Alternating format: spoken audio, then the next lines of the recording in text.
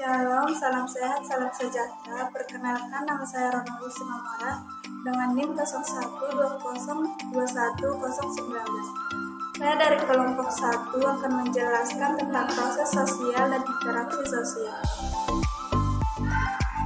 Topik pembelajarannya adalah yang pertama, pengertian proses sosial dan sosialisasi.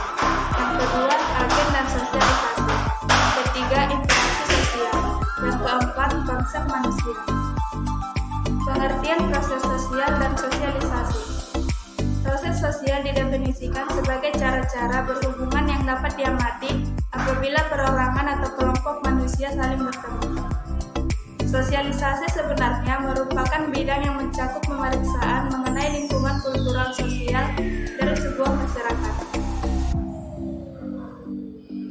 Agen sosialisasi. Agen sosialisasi adalah pihak-pihak yang melaksanakan atau melakukan sosialisasi. Bentuk agen sosialisasi yaitu keluarga, sekolah, kelompok teman sebaya, media massa, agama, lingkungan, tempat tinggal, dan tempat kerja. Jenis-jenis agen sosialisasi. Yang pertama, keluarga. Keluarga memiliki peran yang sangat penting karena keluarga adalah lingkungan pertama bagi seorang individu yang memulai proses pembentukan kepribadian dan jati diri. Maka dari itu, orang tua harus menerapkan prinsip dasar sosialisasi, seperti norma-norma dan nilai-nilai dalam kehidupan. Yang kedua, teman sebaya.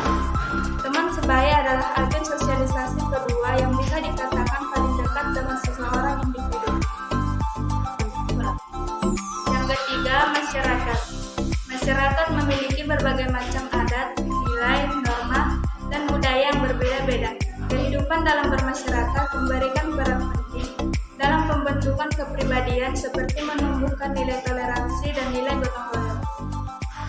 Yang keempat, media massa. Tak hanya lingkungan dan orang terdekat. Di zaman modern seperti saat ini, kehidupan lekat dengan adanya media massa. Media massa memberikan dampak positif dan negatif pada seorang individu. Maka dari itu perlu adanya pendampingan ketika seorang individu yang belum cukup umur tengah menonton suatu siaran agar terhindar dari dampak yang buruk. Interaksi sosial adalah hubungan timbal balik berupa aksi yang saling mempengaruhi antar individu dengan kelompok dan antar kelompok. Interaksi sosial yang diterbitkan oleh Kemdikbud. Interaksi sosial memiliki ciri-ciri sebagai berikut. Yang pertama, melibatkan lebih dari satu orang. Yang kedua, terjadi komunikasi antar pelaku melalui kontak sosial. Yang ketiga, memiliki tujuan yang jelas. Yang keempat, terdapat dimensi waktu meliputi masa lalu, masa kini, dan masa depan. Syarat interaksi sosial. Yang pertama, kontak sosial. Kontak sosial dapat diartikan sebagai hubungan antara dua pihak yang saling bereaksi dan menjadi awal terjadinya interaksi sosial. Yang kedua, komunikasi. Komunikasi adalah proses penyampaian dan penerimaan pesan berupa ide atau gagasan dari satu pihak ke pihak lain sebagai upaya saling mempengaruhi. Konsep manusia.